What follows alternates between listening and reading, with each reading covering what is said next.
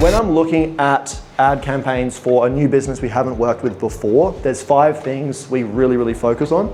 Fundamentals, so you touched on this earlier, but like the USPs, the ICP, and the offer. If you stuff this up, like the ad just goes nowhere. It's like you put all this effort into scripting or making the ad, and then you launch it, it gets no leads, or the leads just don't sell because you've got like no direction or no clear target in mind.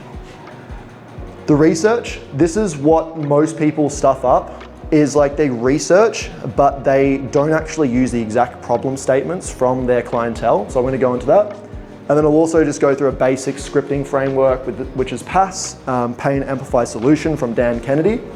There is a ton more scripting frameworks. You gave me a good one the other day, but this is just a basic one that everyone can use, whether you're a service business. Set and filming. Frank here is amazing. I just saw his shot before. It was really good. So set and filming is super important. I think if you're in Da Nang, get Frank to shoot your ads. You look pretty good. Let's go.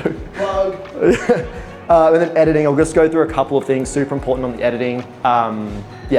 This can make or break an ad. Building your fundamentals before going ahead and creating your ad. USPs, what makes you different? Not just saying like I have a great service or got better customer service than everyone else, actual specifics. So I'll try and go into specifics. For example, we service painters mainly in Australia. So I'll be going, what are your specific paints? Do you use a better paint? What brushes do you use? Do you have a specific framework that your team uses?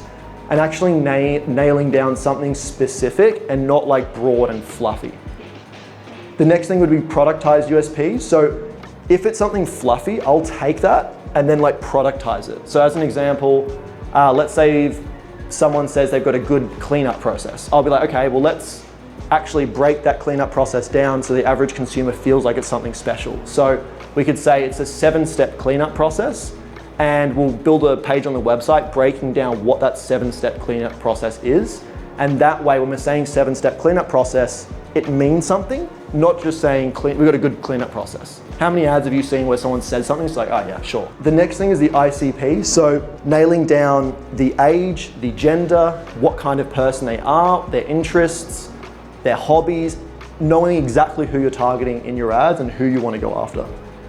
And then the demographics and psychographics, which is just a subsection of the ICP, I'll go a step further and say, okay, we're targeting busy professionals. Are they feminine men or more masculine men? Do they care, about time and efficiency, or do they care more about a job well done? So I'll go a bit deep and make sure that in our messaging, it's really congruent with their psychographics. And then the last thing is just your offer. Now, with the offer, I think a lot of people get sucked into just doing 20% off or $200 off or just doing these discounts, which is just complete race to the bottom. Sometimes the offer doesn't have to be that substantial. It can just be something important to the consumer. So as an example, we ran an ad recently and the offer was book in and you'll get a free Taubman's color booklet. It's not a very big offer, but it's just a nice little incentive to get them to book. So it doesn't have to be something crazy every time, but just a nice little incentive, something that might get them across the line. A lead magnet can be really good. So as an example, the ebook, you could offer that as a free lead magnet. If someone inquires, they get, this is a lead magnet that you give them for free. So that can be a great way of getting leads. And if your ad is shit, but you've got a good offer, a lot of the times you'll still get leads. So an example of, this is a made-up painting business, but Brisbane Painting Co. Their USPs would be same-day free quotes, a color consultation included, a 5-year workmanship guarantee, and 200+ 5-star Google reviews, and they don't use subcontractors. The productized USP would be a premium repaint package, a full interior repaint in 3 days, or we refund you $500. Productized USP and offer, sometimes the same thing, but yeah, use that. The ideal client profile for this business would be a homeowner in Brisbane suburb, 35 to 50 years old, a house worth $700,000 or more, and they want the job done properly, not the cheapest quote. The psychographics would be a busy professional or couple, proud of their home, hates unreliable tradies, broken promises, and surprises on the invoice, willing to pay more for certainty. And the offer, we could run that as the offer, or you could go free color consultation and a written fixed price quote within 24 hours, And then you could run this as like a separate offer there as well. Now, this exact same business, Brisbane Painting Co., could have a completely different productized USP, ICP, psychographics, and offer. Like we could also target housewives over the age of 50 that want like a beautiful home. We don't have to specifically go with this. It's more, to be honest, I try and match the business owner. I go, all right, who do you service best?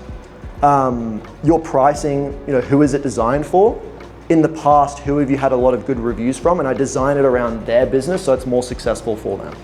Now, this one, the research and knowing their exact words, this is absolute source. So in the landing pages and the ads, what I'll actually do is grab the exact problem statements from call transcripts or from Reddit forums, or I'll ask them directly on our check-in calls and I'll say, what was the exact problem you faced before joining us? And it's not like you'll get the problem, but it's very important that you use their exact grammar and pronunciation, like everything the exact same. Like if they, for example, said, I wasn't getting enough leads and I was frustrated about it, use that exact phrase. Do not say, I was frustrated about not getting more leads. It's not the same thing. And we have people come on our sales calls and they'll talk to Kai, my business partner, and just be like, your ad just spoke directly to me. Like it felt like it was me saying it. And we sort of get that by using those exact problem statements from the texts or from Reddit. Example, Brisbane Painting Co. So Google, you can take this from Google reviews as well. The painter said he'd be done in 2 days. 3 weeks later, the job was still half finished and he stopped returning my calls. You'd use that in your script as the pain. Did you deal with a painter that said they'd be done in 2 days and 3 weeks later, the job is still half finished and they've stopped returning your calls? If it's on a landing page, you'd obviously use the exact thing. And in the caption primary text to the video ad, you'd use that exact phrase. Scripting the ad, this is just like one of the frameworks you can use: pain, amplify, and solution. So you get a pain, you amplify it, it's like twisting the bruised knee, and then you offer your solution. Something that's like super important now in ads is like undeniable proof, proof over promise. So if you just like have an ad that, you got pain, amplify, and you offer your solution, no one's gonna believe you. They're just gonna go, oh, sure, another one. So take this with a grain of salt. You also need to be layering in undeniable proof. And that's where having good visuals, hiring a professional videographer can also help.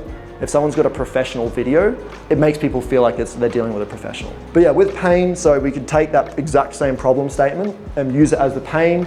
Then with amplify, you would talk to them about the implication. So as an example before, it's like, not returning my calls, which means your home is now not going to be done, and what if? So it can deteriorate, cost you thousands of dollars more, and you sort of dig into that bruised knee and make them dream about what would be, or have a nightmare around what would be happening if this problem persisted and got worse. And then the solution, you just position your offer and your brand as the solution to this pain that you've found that your clients have. And with that solution, a great way of doing it is using case studies previously. If you use a case study, you're also giving the proof and you're giving the solution in one. So that's, great way to do it. Now, structure to the ads with Andromeda. If any of you guys run Facebook ads, it's very important to have like a heaps of diversity.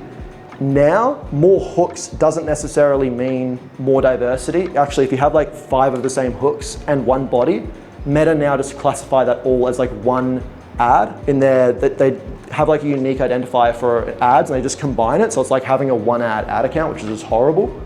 So what you need to do is have like 2 or 3 bodies, and you can still do 3 to 5 hooks, but just like combine it all. And now you've got like 15 creatives, Then proof is king.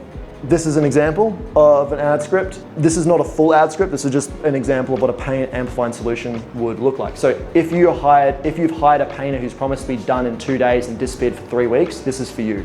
Every week your house sits half finished is another week of stress, mess, and a home you can't enjoy. Brisbane Painting Co. gives you a fixed price in writing, a guaranteed finish date, and a 5-year warranty on every job. No surprises, no excuses. Then you would layer in your offer, you'd have your hooks on top, and you might want to use some connecting sentences in there as well. So like the hooks, basically when you're running an ad, you'll have it's like 3 separate videos, but it's the same body, so this same whole thing, you just put 3 different hooks on there. And then you just in your ad set, like you got campaign, ad set, you just have 3 different ads in there. basically the same ad. Andromeda will still like categorize it as the same ad, but it gives you some diversity, and that way you can test like a direct call out. You can say, painters in Brisbane. So homeowners in Brisbane, do you need painting work done? Like very direct. You're targeting like only the very interested people only. That works great in the beginning.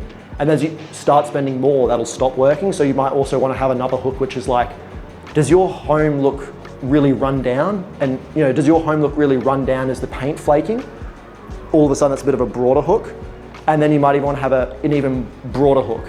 Like, look how he transformed this Brisbane home, And that way you can have like different levels of hooks when you're trying to scale your ad spend. Set and filming, just like a clean set, good background that reflects your standard. Like, I think ugly ads are a great thing, especially for e-com, but for professional services where you're trying to pitch yourself as like the professional option, unless you've got a crazy amount of authority in your space, if you film like a pretty ugly looking ad on your phone, it doesn't give the right image or the right brand image to your clients. And it's cool to do that if you've got like a crazy amount of proof behind you and a good amount of authority in your space. But if you don't, it sends the wrong message to your potential prospects. So a very clean set, good lighting, professional gear, and that's authority first is what I just touched on then. From personal experience, the ads that I've done that had a really, really good professional equipment, professional editing, all that sort of stuff, they just perform better. They're set, filmed in front of a freshly painted feature wall in a client's home, clean, shows the actual work, and there's no office needed. So that's proof, isn't it? If I'm in a client's home, there's a beautiful painted wall there in front of it. They're saying we just painted this home, huge authority factor in that. And we can also make it look really good with lighting equipment, etc. The delivery, this one I will say, so when you're filming ads, the best way to do it is not use a teleprompter because it comes across really, really scripted. You just get your videographer like Frank, he will just like say the line and then you just repeat the line back. And you just like shorten, and as you get better at filming ads, you can do like half paragraphs, but you just get like, you repeat each line back and then the editor can just like mush it all together and it looks like a smooth flowing ad. So that's the best way to do that. And then with the delivery as well, it's like the way you say it can completely change an ad, like completely. The emphasis you do it on. When you're filming as well, if you film handheld, the angles you're using. If you're going down, it's giving the angle of the person superior. If you go upwards, we've had ads like in health insurance where we like talking down to the person, and be like, the government's trying to fuck you. You know what I mean? Seriously. Or like we did like a whole campaign on how Bupa was like pieces of shit. And we would like, film upwards to show that, there's someone scary here that's trying to hurt you. So it'll be the same script, different delivery, 2 different ads. Getting the video ads, up every claim or getting your editor to do that. So if you're talking about stuff and you need to show authority in that scene, make sure you send your editor screenshots of examples, or you're pulling up ads that you've made in the past, or you're showing Instagram accounts that you've transformed, like actual real evidence in the ads. Game changing. Also, don't cheap out on bad editing. I've done it in the past for sure, but like spending good on your editing and having like a great editor to edit your stuff is just, worth every penny. People will spend so much money on the ads, like thousands of dollars a month, and then cheap out on the production quality.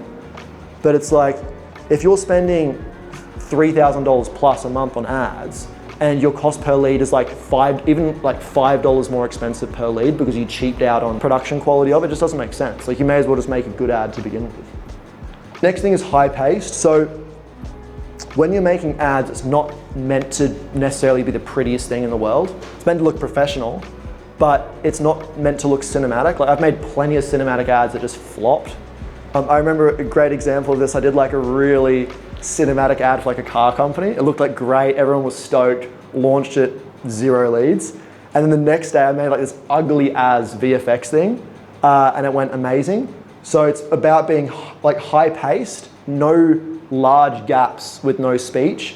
Every second of that ad has to be meaningful. Some of the most successful ads I've had are like 20 seconds long. It's like super quick, straight to the point. People have really short attention spans now, so it's just about getting straight to the point and delivering that value. The next thing I'd say is on brand. So if you've got like fonts, colors, a tone of voice, making sure that that's all being given to your editors so that they use the same branding, and that sort of has that congruency across your ads. Like, the thing about brand is that consistency for people that they trust consistency. People like are drawn towards consistency. So when you have consistency in your videos, the same consistency on your landing page, the same consistency on your website, it builds trust. You know, so you want to be always giving those like trust signals in your ads, your landing page, and everything. And then also a big tip: music versus no music.